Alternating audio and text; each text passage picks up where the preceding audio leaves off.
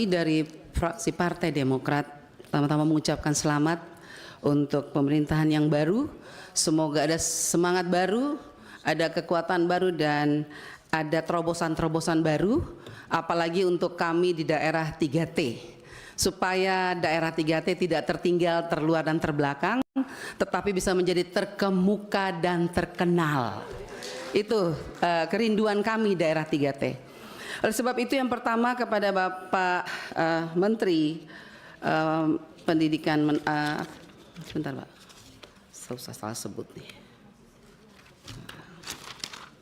Ya, Bapak Menteri Mendikdasmen ya, Mendikdasmen.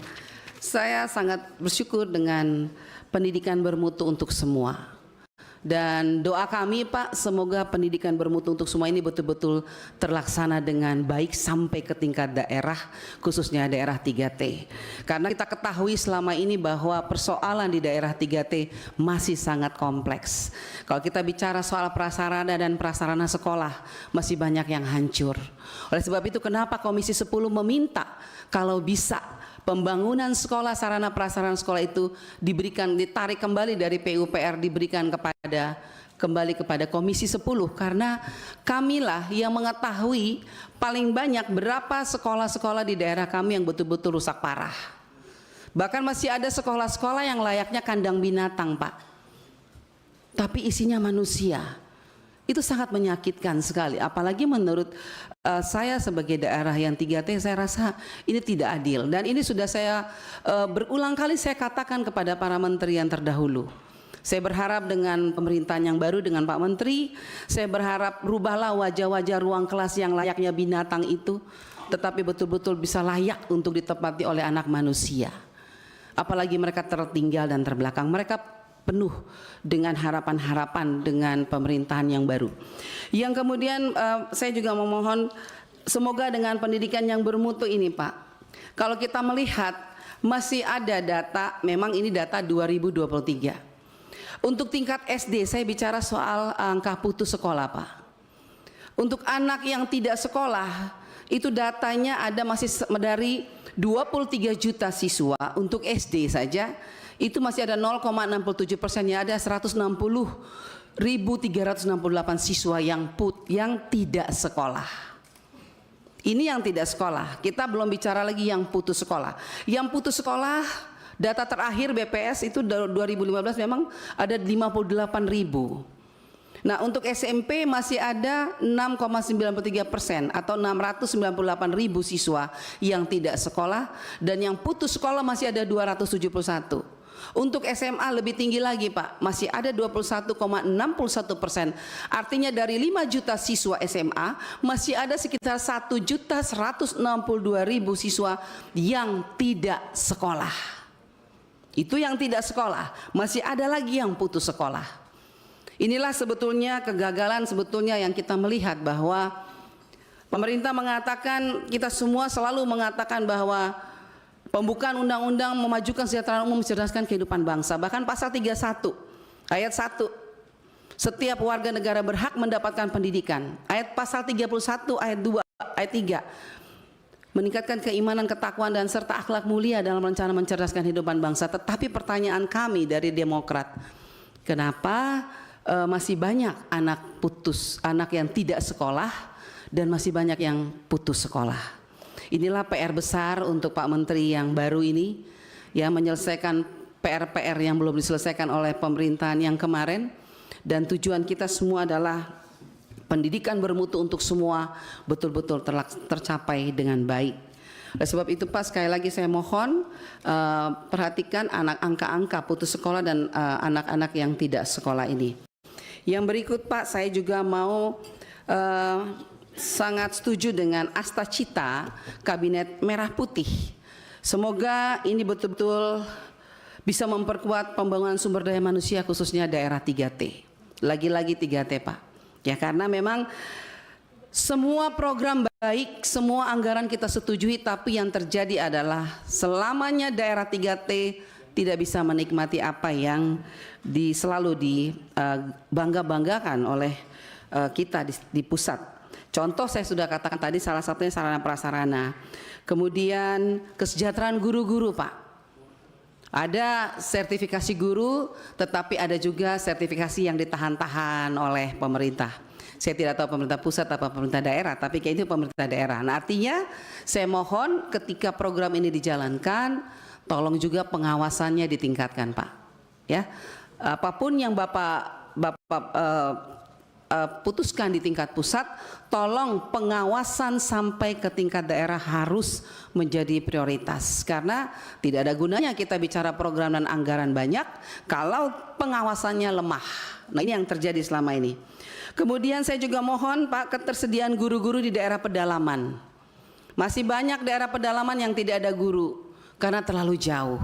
Dan ketika saya tanya, ada beberapa guru yang betul-betul memang luar biasa, mereka walaupun di pedalaman tapi mereka mau mengajar melewati jarak yang terlalu jauh, berkilo-kilo, ratus kilo, lewati sungai, lembah yang cukup curam, tetapi mereka menjalan. Maksud saya adalah tolong juga diperhatikan kesejahteraan guru-guru di tingkat pedalaman.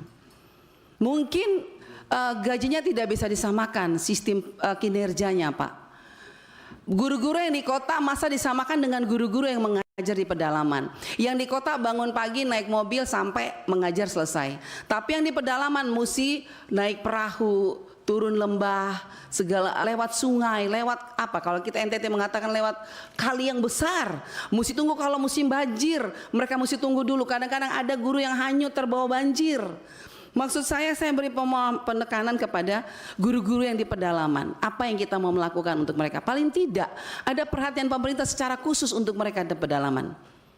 Paling tidak diberi reward atau apa, Pak. Mungkin gajinya dibedakan dengan guru-guru yang enak-enak saja di kota. Artinya kalau guru-guru di kota kan tinggal jalan, tapi di sana itu susah sekali. Nah, saya mohon penekanan itu, Pak. Kemudian saya juga minta kita masih tetap mesti memberikan keadilan kepada guru-guru swasta. Sampai saat ini Bapak, guru-guru swasta masih tetap berteriak mohon keadilan karena mereka juga sudah mengajar anak bangsa cukup lama. Tetapi ketika mau bicara soal P3K, mereka tetap dibedakan. Ternyata ketika kita melihat bahwa ada di Permendagri 348.5 bahwa setiap guru-guru yang akan mengikuti P3K mesti mendaftar melalui instansi pemerintah. Nah, jadi ketika mereka daftar di sekolah negeri, maka ketika mereka lulus, mereka harus mengajar di sekolah negeri. Nah, bagaimana dengan sekolah swasta yang awalnya mereka mengajar di situ, tapi mereka tidak bisa kembali ke sekolah itu. Nah, ini menjadi kekosongan di sekolah-sekolah swasta. Mohon Pak Menteri, Bapak-Bapak Menteri yang baru, tolong masalah-masalah ini mungkin dibicarakan lagi dengan Kemendagri. Apakah ada pasal-pasal atau keputusan Menteri yang harus dirubah supaya bisa mewujudkan keadilan sosial bagi seluruh rakyat Indonesia, baik siswa maupun guru-guru maupun sarana prasarana pendidikan. Kemudian saya juga mohon Pak, semoga pendidikan untuk semua, pendidikan bermutu untuk semua ini, terutama layanan pendidikan inklusif. Bapak Ibu, di pedalaman banyak anak-anak yang tidak bisa bersekolah Pak, karena orang tuanya takut anaknya diperkosa di tengah jalan. Terlalu jauh jarak antara sekolah dengan tempat tinggal mereka. Akhirnya orang tua siapa yang mau melepaskan anaknya kalau pergi sekolah ternyata diperkosa di jalan. Nah, ini harus menjadi perhatian kita semua, karena bagaimanapun mereka adalah anak bangsa yang tidak bisa kita lupakan.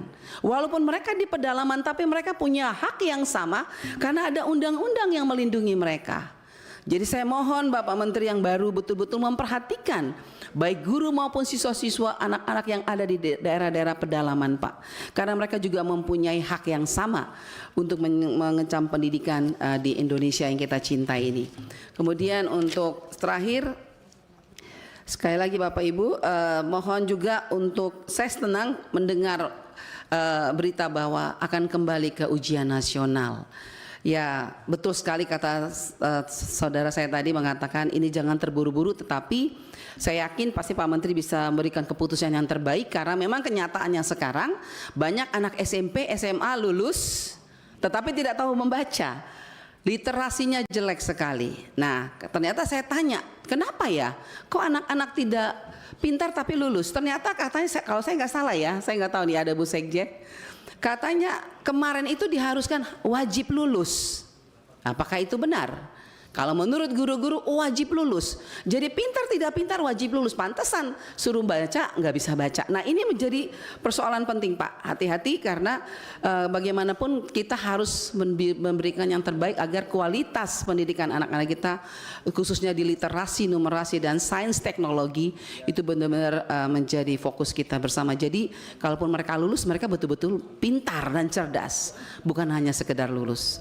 Masih banyak lagi Pak Menteri mengenai banyak sekali ada permintaan juga dari guru-guru untuk PMM yang kemarin diadakan, kalau bisa ditiadakan, tapi masih ya kita serahkan semua kepada Pak Menteri yang baik saja bagaimana. Yang penting jangan menyusahkan guru-guru dengan program-program yang harus menggunakan data dan lain sebagainya macam.